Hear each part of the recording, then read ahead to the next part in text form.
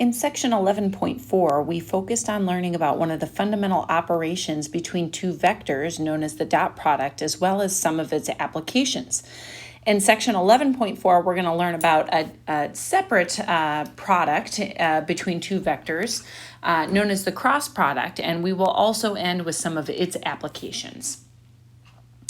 So before we dive into the cross product, we need to have a basic understanding of a few linear algebra concepts, the first of which is the determinant. So our first remark here is regarding how to find the determinant of a 2x2 matrix. So what I'm going to do here is I'm going to start by looking at a generic 2x2 matrix. You'll notice that this matrix is encased with square brackets, which is standard notation for a matrix. And I've named the elements A1, A2 in the first row and B1, B2 in the second row.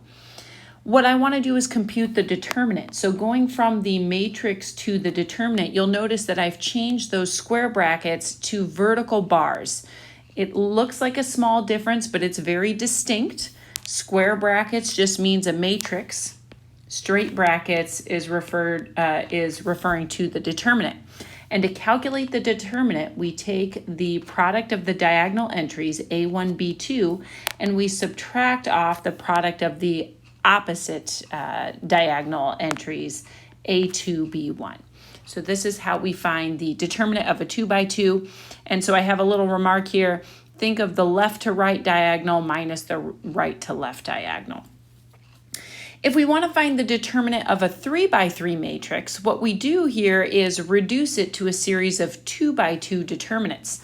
And so what we're doing here in this 3x3 is called cofactor expansion. And so what we're going to do is we're going to expand along this first row here. So we're going to start with the element A1. And what we do is we say we strike through the matrix along that entry's row and column. And what's left forward here is called either the strikethrough matrix or the cofactor matrix, which you'll see right here. So we had the element A1 is occurring out front as a scalar multiple, and then we now need to, instead of computing the determinant of a 3x3, have reduced it to computing a determinant of a 2x2, namely B2, B3, C2, C3, which we know how to do from earlier in the remark. And then what we're going to do is we're going to go back to our original matrix. And now we're going to focus on the next entry in the row that we're expanding along.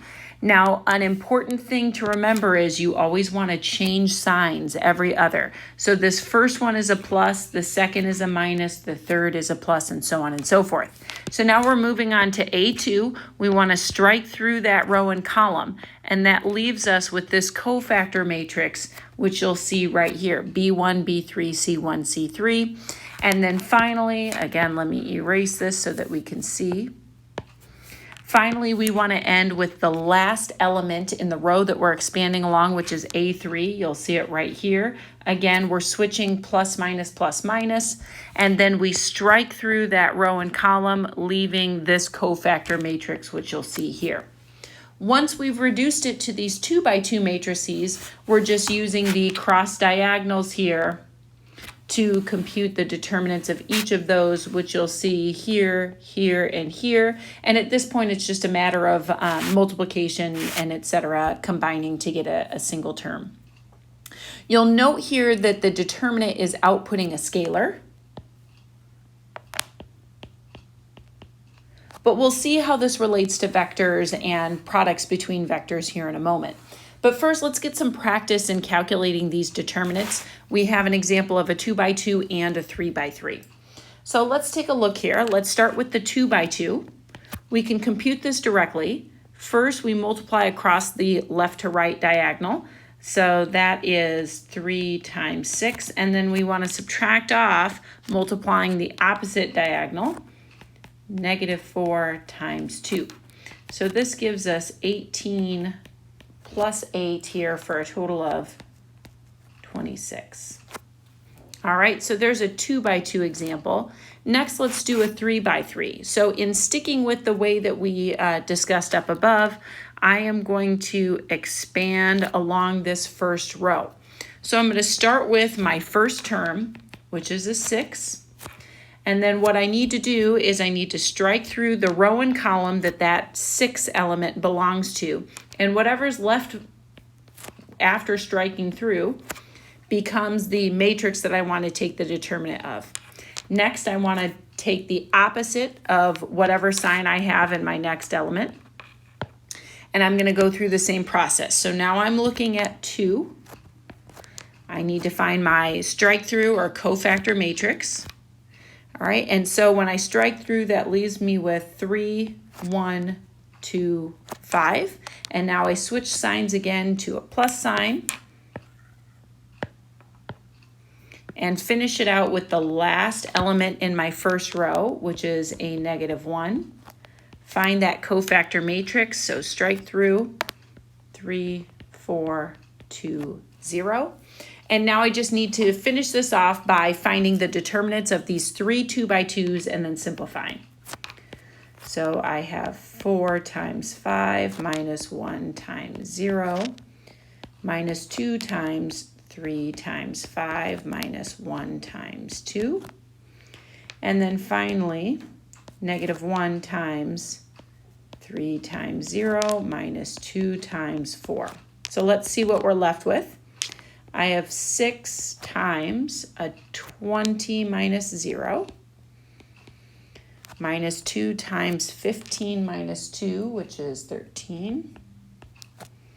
And then minus 0 minus 8, so -8.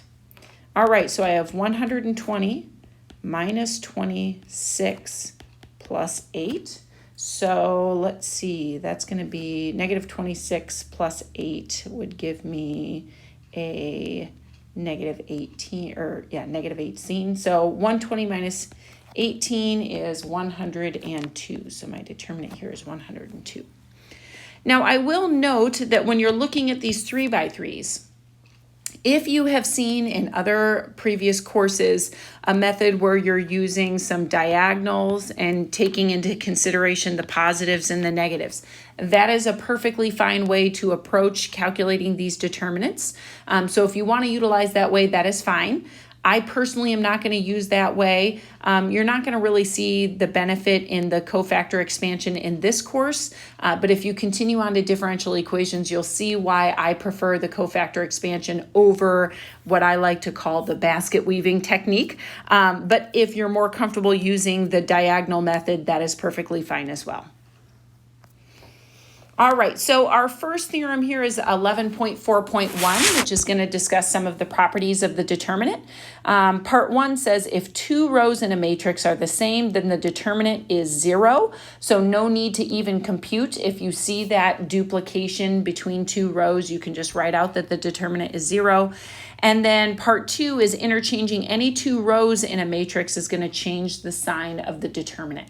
All right, so this is something important. We don't have this kind of commutativity like we're used to in a lot of circumstances. We have what's called anti-commutativity, where we're going to spit out a negative sign when we switch these. All right, so what does all of this determinant business have anything to do with vectors? So we're now ready to identify or define the cross product between 2 vectors. So let's suppose U and V are 2 vectors in R3 given in component form.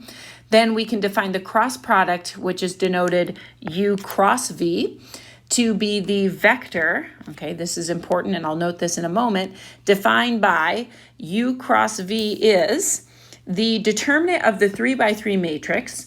The first row is always, always, always I, J, K, the unit vectors in the X, Y, and Z direction.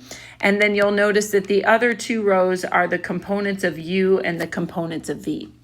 And so this kind of second piece here is just flushing out how to do the cofactor expansion, right? You take I hat, and then when you strike through, you get this cofactor matrix, which is right here, and so on and so forth, minus, plus. And so again, I really want to emphasize here, let's clean this up. I really want to emphasize that this output is a vector.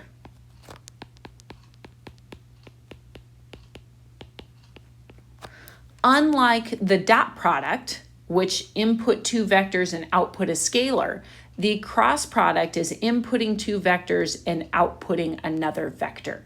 So throughout this chapter, I'll be reiterating, okay, what land are we living in? Are we living in the land of scalars or the land of vectors? So make sure you know what your output is looking like. That's the most common error that I see in this chapter of the textbook, is students forgetting whether the output has an ijk attached to it or if it's just a scalar. All right, so let's do an example. Find the cross product of u and v. So we have u and v given in component form. We want to go ahead and find that cross product. So let's set up our matrix. Remember that top row is always ijk, no matter what. And then we input u and v. Now we just discussed in that theorem that the order is important. So if we're finding u cross v, we need to put the components of u first and then v on the bottom. If we switch those two, we're going to get the wrong vector out because we're going to get a negative sign in there. So order does matter in this case. So let's go ahead and do our cofactor expansion. If I look at I, here's my I hat, and then I need the cofactor expansion. So if I strike through the row and column, I get this little submatrix here, 2, -1, -3, 1. Next, I switch signs, so I have minus j hat. And then if I strike through here, right, I have 3, -1, -1, 1. Let me undo those so that they won't be in the way for the next one. 3, -1, -1, 1. And then finally, I have the k hat component. If I strike through that row and column, I have the cofactor matrix 3, 2, -1, -3. And finally, we can go through and do our determinant computation for 2 by 2s. So I have 2 times 1 minus 1, I should say minus a -1, so plus 1 times -3. And this is in the I hat. In the j hat, I have 3 times 1 minus a -1 times -1. And a 3 times -3 minus a 2 times -1 in the k hat. So what I have here is 2 minus 3 is a -1 I hat. 3 minus 1 is a 2, but I have this negative, so minus 2 j hat. And -9 plus 1 is a -7 k hat. All right, so this is the cross product of u and v. If you want to write it in that angle bracket notation, you can write it as angle bracket -1, -2, -7, and you can omit the i's, j's, and k's. So whatever you're comfortable with, I will use these two notations interchangeably. All right, so let's take a look at some properties of the cross products. We're going to assume that u, v, and w are vectors in R3. And then k is a scalar. All right, so the first one is, again, this anti-commutativity property.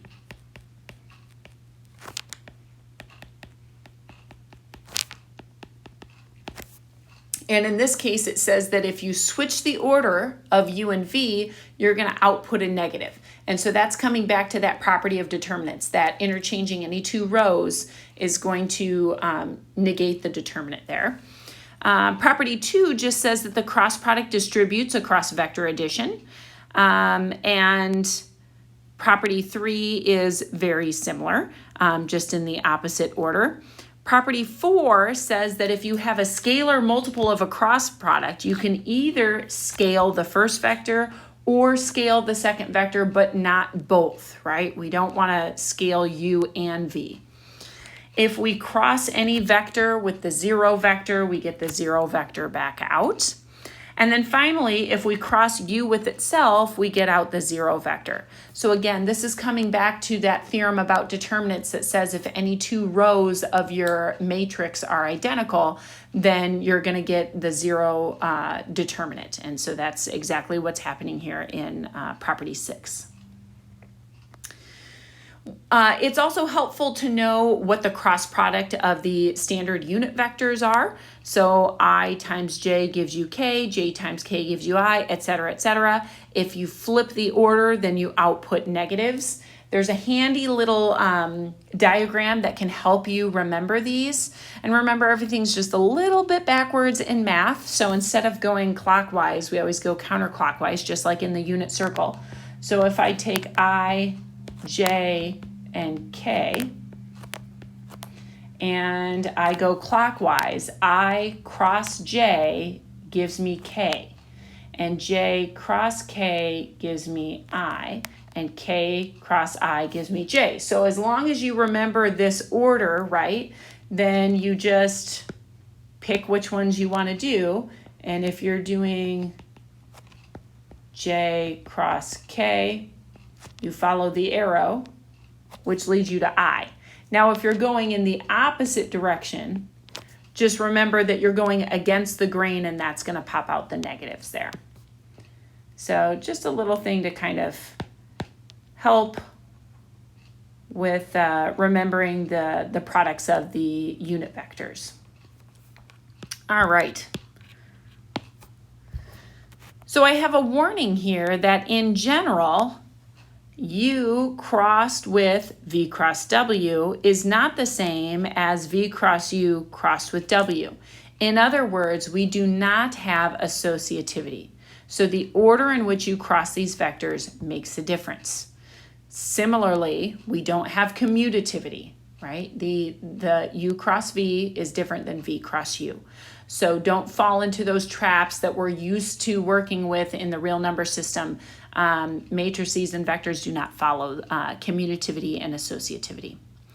We have one more theorem here that says if U and V are vectors in R3, then U dotted with U cross V equals 0. Now, if you recall from section 11.3, if U dot V equaled 0, we knew that U and V were perpendicular. So what are we doing here? We're taking U and we're dotting it with U cross V.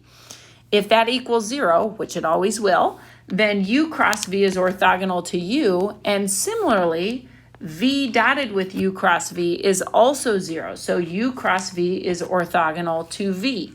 So the takeaway here with both of these is that U cross V, which is a vector itself, is orthogonal or perpendicular to both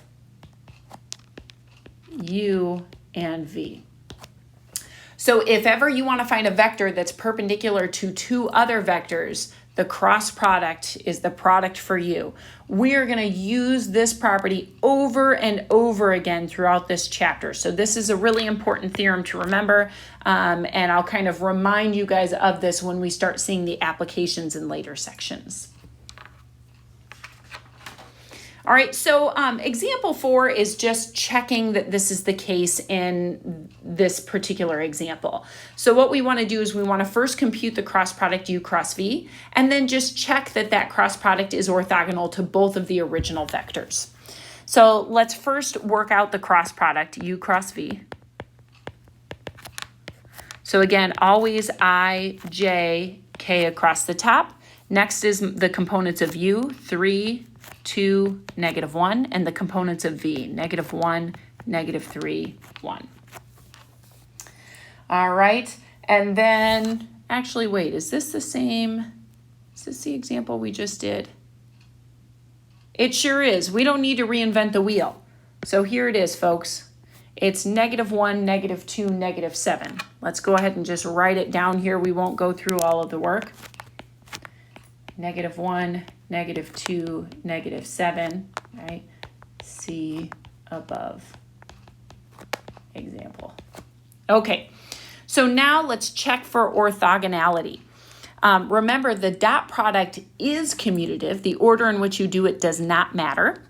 So let's take U cross V, and let's dot it with U first.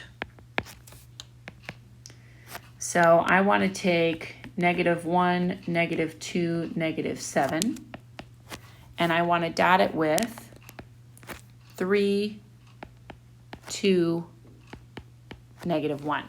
All right, and so the question is this going to equal 0? So if I take the I hat components, I get -3. The j hat components give me a -4. The k hat components give me a +7.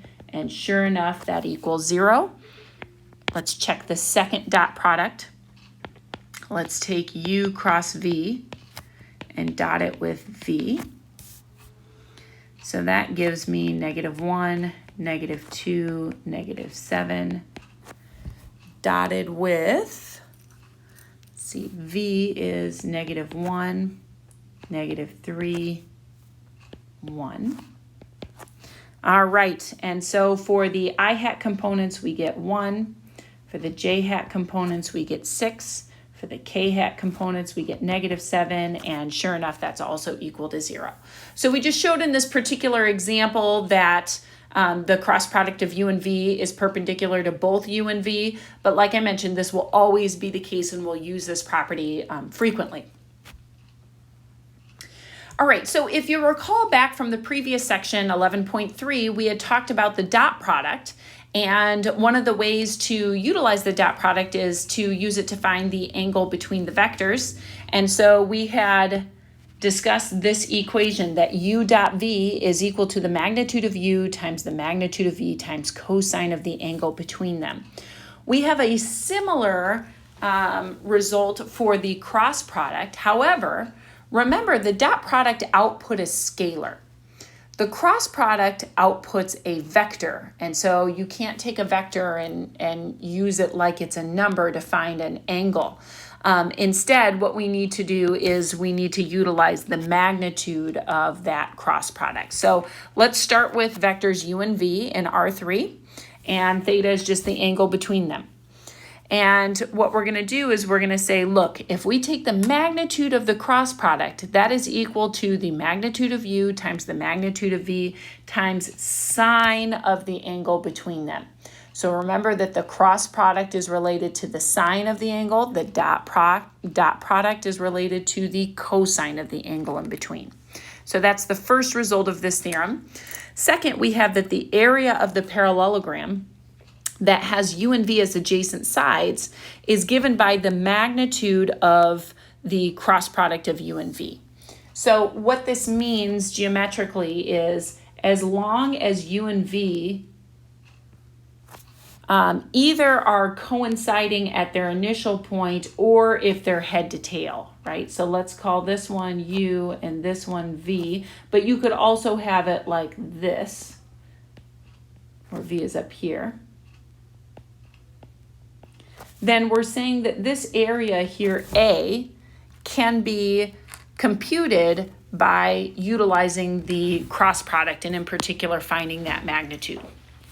Finally, we say that u cross v is 0 if and only if u and v are parallel vectors. That is, if and only if they are scalar multiples of one another. Now, this could mean that they lie directly on top of each other. It could mean that they're pointing in the opposite direction but are collinear, right? Both of those situations would be considered parallel. But if you believe part 2 of this theorem, that the cross product and its magnitude is giving you the area, well, if your vectors are parallel, they're not forming a parallelogram. Or you could think of it as a degenerate parallelogram. And so in that case, it's going to have 0 area, and thus its cross product is going to equal 0. So let's utilize this theorem, and in particular part 2, where we can find the area of a parallelogram to solve this next example. We want to find the area of the triangle with vertices P, Q, and R, and they give us the three-dimensional coordinate points of P, Q, and R. Now, I'm not going to graph these in 3 space, but what I'm going to do is just draw a simple diagram here just to kind of help us wrap our mind around what's happening. So let's call this P, let's call this Q up here, and let's call this R. Our goal is to find this area right here, which I'll denote by A. Now, we didn't talk about how to find the area of a triangle. What we talked about is that we know how to find the area of a parallelogram. So if I extend this to a parallelogram, I can find the area of this parallelogram just by utilizing the cross product of two vectors of its side. So let's say this vector, which is PQ, and this vector, which is PR. All right, what that's going to give me is the magnitude of PQ cross PR is the area of the parallelogram. So if I shade that in, everything in red is what I get. Well, a property of parallelograms is that if I draw this dividing line in between here, the area of a triangle, is exactly half of the area of that parallelogram. So as long as I can find the area of the parallelogram, I can have it and find the area of the triangle. So now that we have a game plan here in mind, let's first go about finding, whoops, forgot my vector hat. Let's first go about finding the vectors PQ and PR, and then we'll move forward with computing both the cross product and then later the magnitude of that vector. All right, so let's start with PQ. Again, remember back from 11.2 when we introduced vectors, if you're trying to find the vector from P to Q, you always take the components of Q minus the components of P.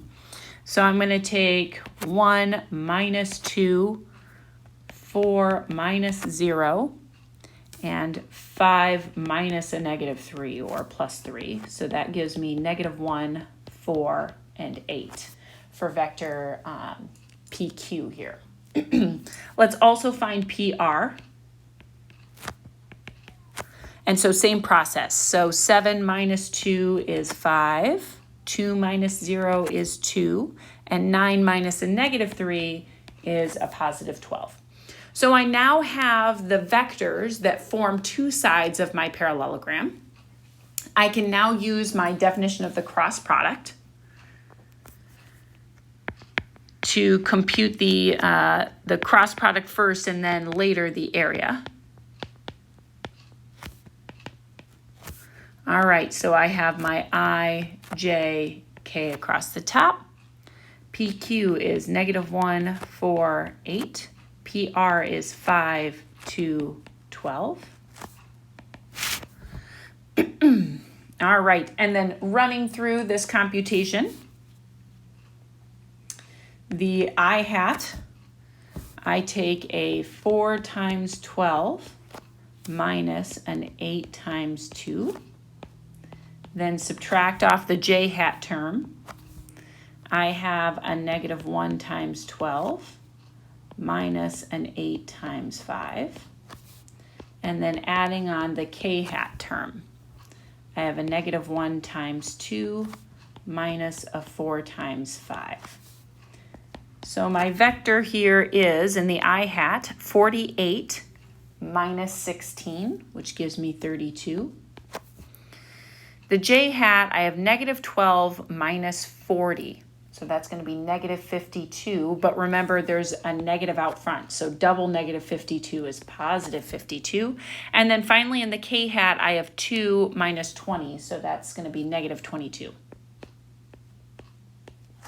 All right, so far I've found the cross product of PQ and PR. And remember, our goal up here is 1/2 of the magnitude of that vector.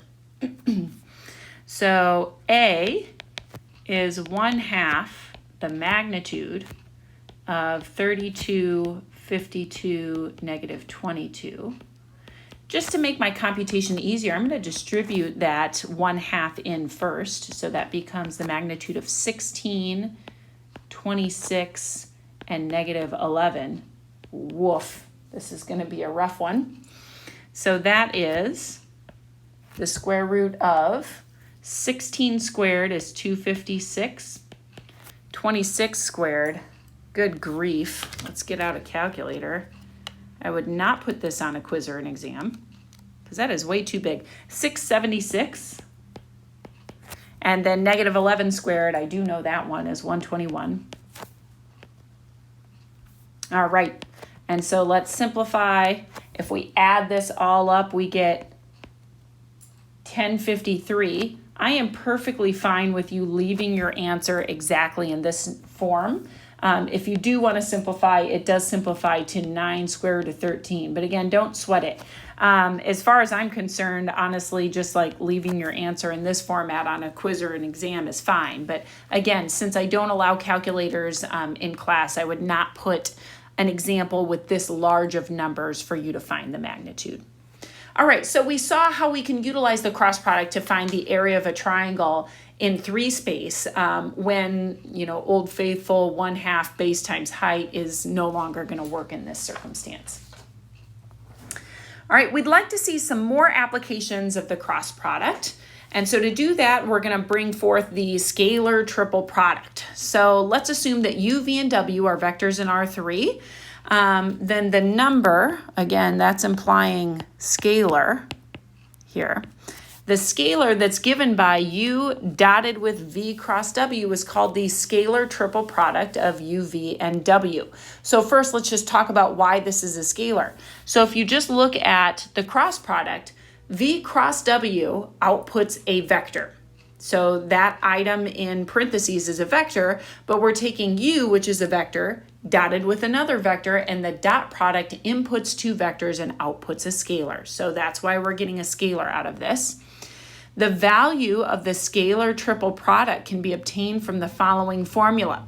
So there's a shortcut here. Instead of just computing v cross w with the usual I, J, K across the top and then dotting it with u, you can do this in one fell swoop by computing the determinant of the 3x3 matrix, whose rows are the components of u, v, and w. So that's what you see right here. So I almost always am going to use kind of this shorthand of computing the 3x3 determinant. So why do we care about the scalar triple product, right? Why are we bringing it up? So it has a couple of properties here. Again, let's assume u, v, and w are non-zero vectors. First of all, we find the volume v of the parallelogram that has u, v, and w as adjacent edges is given by the absolute value of the scalar triple product. What the heck is a parallelogram?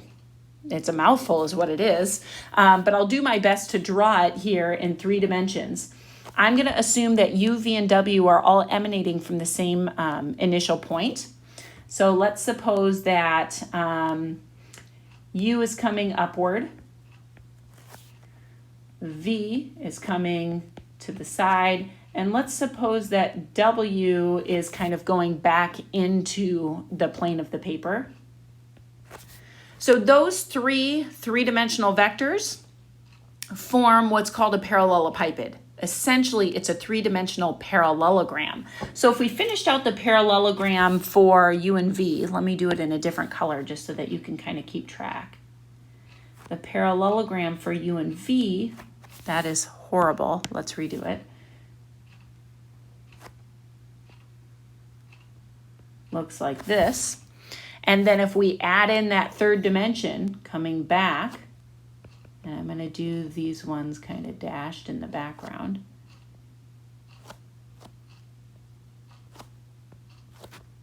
Okay, it's not the best, but hopefully you guys can all kind of get the idea here.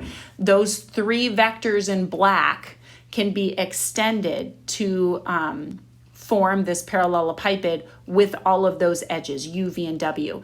And so the absolute value of the scalar triple product, and again, note, those are single absolute value signs, not double bars, because we're not finding a magnitude of a vector. This is a scalar. That absolute value is going to give you the volume inside this parallelogram v. All right, and then property number 2 says that if the scalar triple product of u, v, and w is 0, then it means all of them are coplanar, right? Because in other words, since we just said that that's how you find the volume, the only way you can have a parallelogram of 0 volume is if the whole thing collapses down into a plane. then there's some area there, but there's no volume available, right? So that means they must all lie in the same plane. All right, so let's use this new geometric property of the scalar triple product to find the volume of the parallelepiped with edges u, v, and w. So we want to set up u dot v cross w. All right, and so that's going to be the determinant of the 3x3 matrix whose rows are u, v, and w. So let me input those components here.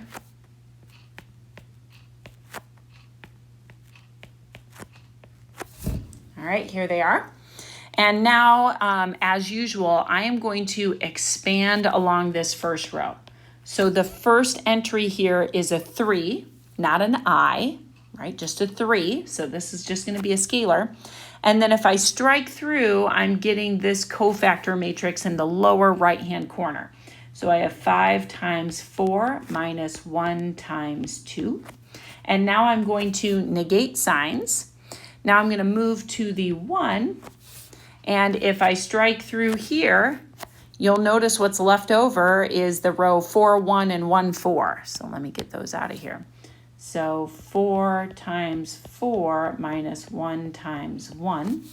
And then finally, the last element in that first row is 2. And if I strike through the row and column that 2 belongs in, the cofactor matrix I see in the lower left-hand corner, so that determinant is 4 times 2 minus 5 times 1. All right, so I have 3 times 20 minus 2 minus 16 minus 1 plus 2 times 8 minus 5. All right, so what I have here is 18 times 3, which is 54, minus 15 plus 6. So let's see, that's 60 minus 15 is 45. So in the end, although it's not necessary because this one happened to turn out positive, but normally I would say that the volume is the absolute value of u dot v cross w, which would be the absolute value of 45, which is of course 45. And they didn't tell us what our units were, so I'm just going to write cubic units here just to generalize. But our final answer here is 45 cubic units, whether it be inches, feet, meters, whatever else.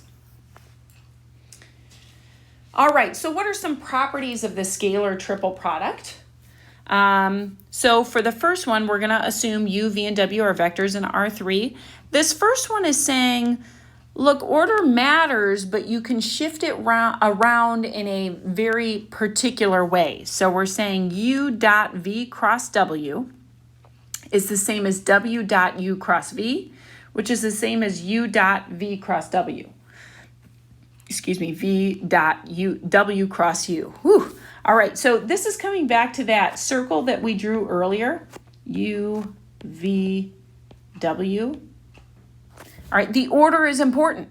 So for this first property, we're saying, hey, look, if you're starting at u and you're moving counterclockwise along the arrows, we have u dot v cross w, then it's saying that that's equal to, well, now if you start at w, you have w dot u cross v. So that's still going in that correct direction, so we're not changing anything. And then similarly, if we start at v, we just keep going around the circle. So as long as you preserve the order that these vectors are following, then your scalar triple product is going to have the exact same output. 2 is saying, if we're taking the scalar triple product u dot v cross w, you can, in fact, rewrite it as u cross v dot w. All right, so I'm not going to go through the proof of this. It's in the textbook, but this is just another way that you can go through and compute these things. I don't particularly use either of these properties often, but when you need them, it certainly is handy to have it.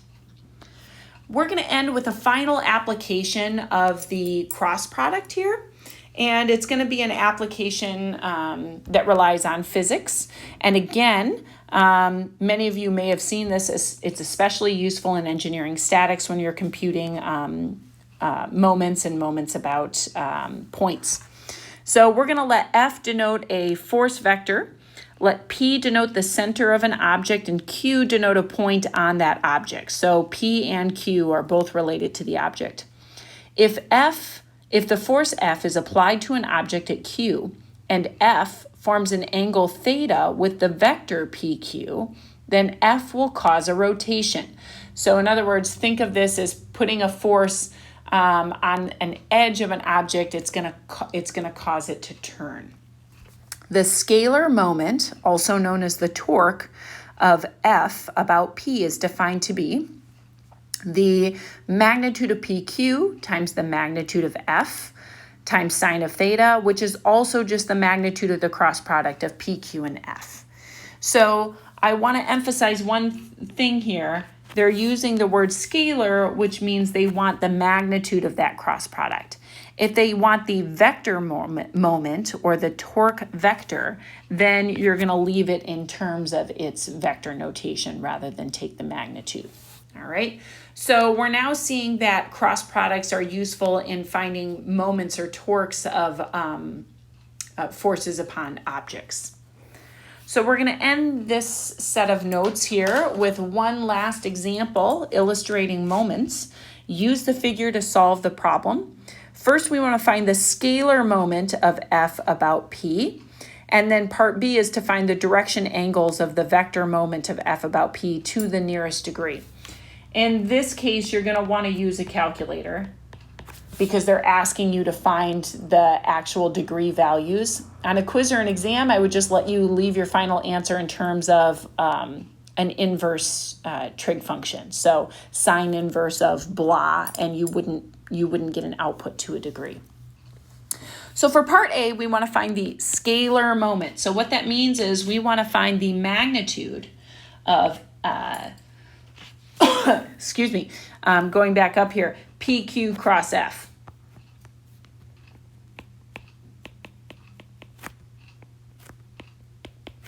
All right, so our first job here is to find the vector components of these two vectors, PQ and F.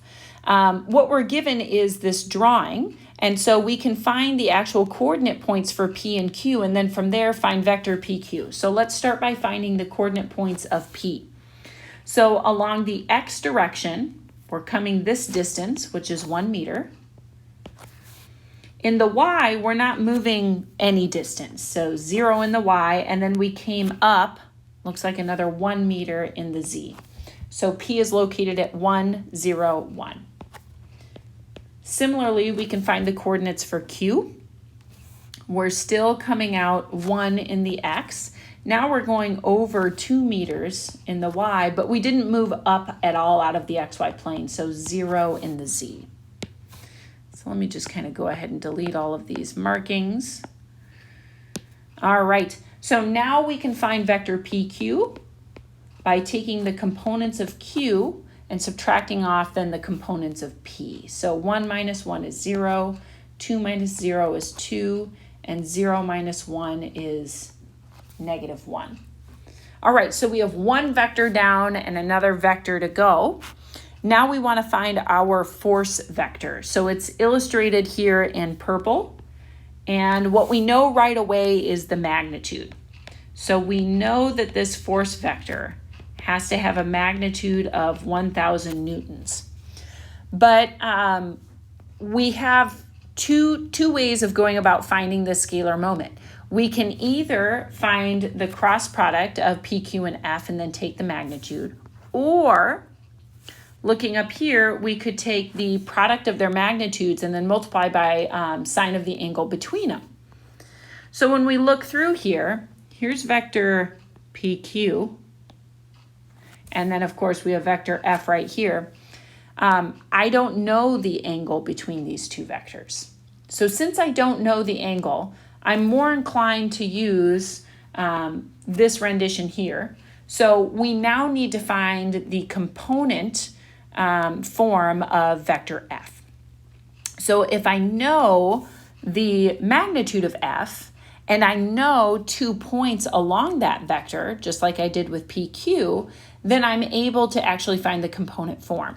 So note that vector F goes from Q, which we already found to be 1, 2, 0, to this point right here, which I'm just darkening in the picture, that corner of the box, and we find that point to be 0 in the X, 2 in the Y, and 1 in the Z. All right, so we know that F goes from Q to the point 0 to 1, and we also know that its magnitude is 1,000. Let me just call this point here R, just to give it a name. And so let's find vector QR. So that is going to be 0 minus 1 is -1, 2 minus 2 is 0, 1 minus 0 is 1. Now, this is vector QR. This is not vector F because, yes, F is along that direction, but it has a different magnitude.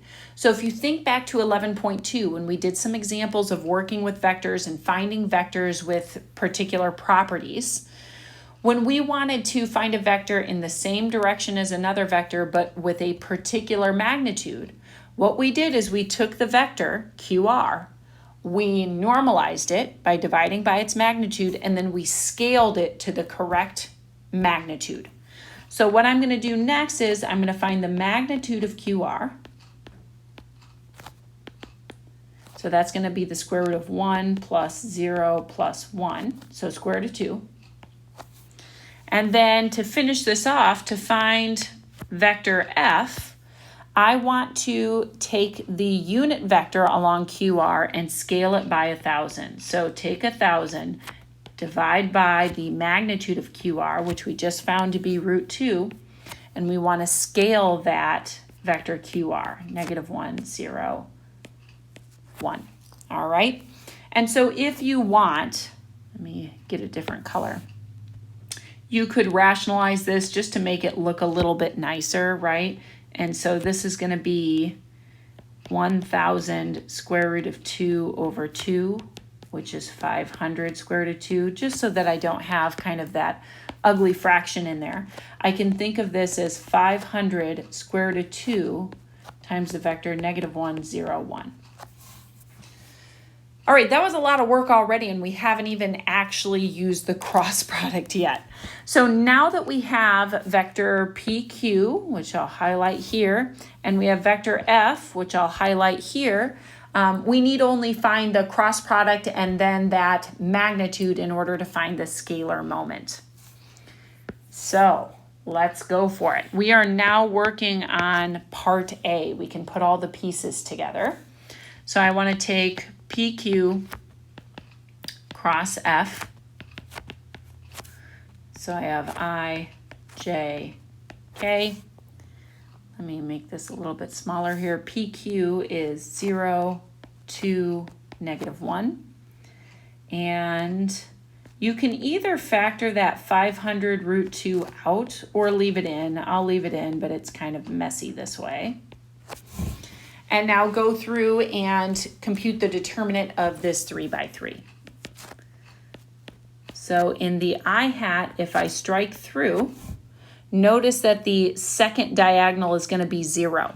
So I only get that first diagonal, which is this one right here, 1,000 square root of 2. And next, I want a negative j hat. If I strike through here, my first diagonal is 0. The second diagonal, I get that triple negative. So I'm going to have a negative 500 square root of 2. And then finally, I add the k hat component. And if I strike through here, the first diagonal is 0. And then when I negate the second diagonal, I'm going to get a positive 1,000 root 2.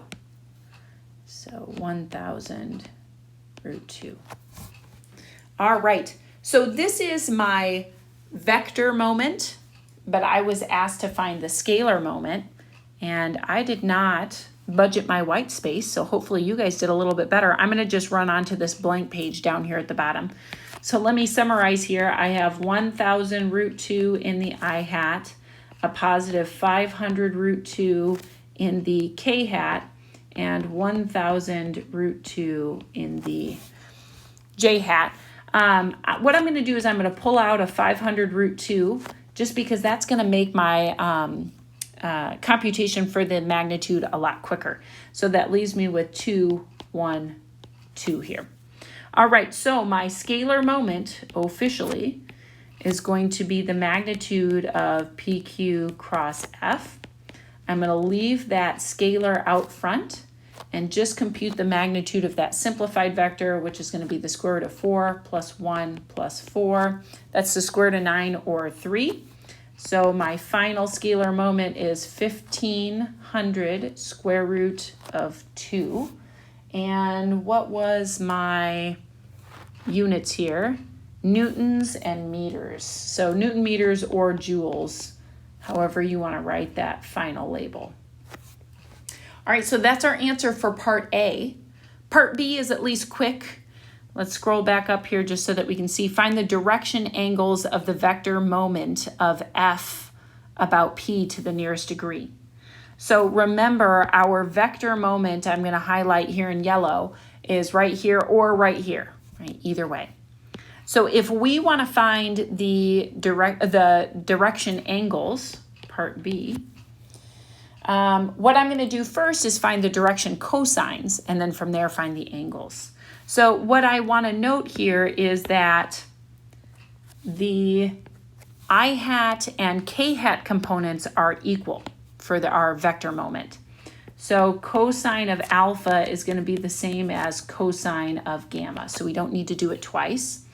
You take the component, 1,000 root 2, divide by the magnitude. So we just found the magnitude, and that's right here, right? That's that scalar moment. So I'm going to divide by 1,500 root 2. This all collapses to 2/3. And so alpha is equal to gamma is equal to cosine inverse of 2/3. Note that they asked you to find these angles to the nearest degree, so make sure that in this case your calculator is set on degrees rather than radians. And this comes out to about 48 degrees. And then the final one here is going to be cosine of beta. So I'm going to take 500 root 2 divided by that magnitude 1,500 root 2. Gives me a 1/3. And if I want to solve for beta, I just take cosine inverse of 1/3. And that's going to give me 71 degrees. All right. So this concludes our notes on 11.4, which is over the cross product. And in 11.5, we're going to switch